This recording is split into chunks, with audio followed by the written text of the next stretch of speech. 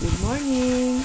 Papakita ko sa inyo kung paano ko niluto ang pansit malabon pang small business. Ginisa ko sa bawang at sibuyas. Ayan, nang mag-transparent ang sibuyas, ilagay ko na ang giniling na pork. Hinalo-halo ko lang siya guys hanggang nasapot siya ng konti. Pagkatapos tinimplahan ko siya ng tapis para mas malasa. Halo ng halo guys hanggang magmantika ko rin. Pagkatapos yun, nilagyan ko siya ng pamintang durog para mas malasa pa. Kapag nagluluto guys, walang ginawa kundi manghalo. Nilagyan ko na rin siya ng atswete pampakulay para mas malasa. Halo ng halo pa rin guys. Ayan. Habang nagigisa ako, nilagyan ko din siya ng isang nor shrimp. Nilagyan ko na siya ng gulay para maluto na ang gulay. Habang niluluto ko yung gulay na yan, nagpapakulo na ako ng tubig pang sabaw dyan para pag binuhos ko ang tubig, kumukulo na agad. Mag-abot-abot na ang halo ko sa gulay guys at malapit nang maluto, nilagyan ko na siya ng kumukulong tubig. Yan guys, so nilagay ko na. Halo ng halo pa rin. Ito ay maluto na guys. Sineparate ko ang gulay, ang ibang gulay. Para yun ang ginamit ko pang toppings. Nagpakulo ulit ako ng tubig pang sabaw naman sa pansit mamaya. Yan guys, so sineseparate ko na ang ibang gulay para pang toppings naman kapag ito yung naluto na. Yan guys, sineparate ko na ha.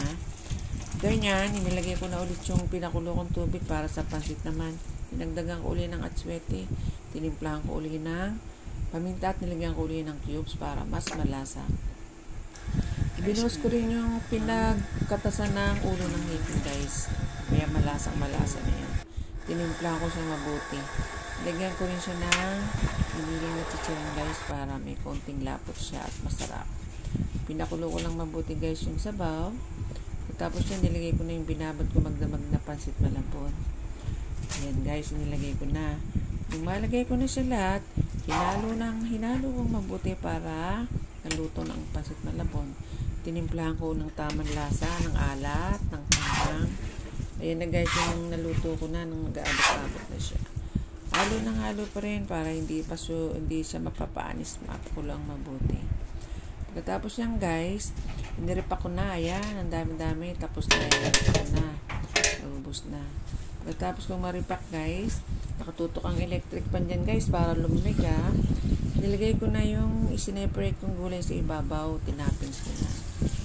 Nilagyan ko lahat hanggang matapos yan. Guys, nakagwantes ako ng plastic yan ha, kasi hindi naman pwedeng walang guwantes. Nilagay ko na ang sineparate ko na gulay sa ibabaw, pero nakatutok ang electric pan hanggang matapos ko na siyang lagyan. After nyan guys, nabalatan ko na din yung hipon at nabalatan na rin yung itlog. Nung matapos kong ilagay ang gulay, ang hiniwa-hiwa naman na itlog ang inilagay ko sa ibabaw guys. Ayan. Talagang kailangan lang dito tiyaga. Pag wala kang tiyaga, walang mangyayari. Ilagay ko lahat ng mga itlog. Nilaga akong itlog maaga pa para madaling balatan. Ayan guys. Pagkatapos kong ilagay yung mga itlog guys, ilagay ko na rin yung mga hipon, hindi ko na naipakita. Pero nakatutok ang electric pan dyan, pinapalamig ko yan kasi bago takpan, kailangan malamig. Ito ay lumamig na guys, saka ako tinakpan isa-isa. Kaya ayan na ang aking natapos na produkto, ang natapos kong pansit malabon. Pinalamig ko bago takpan.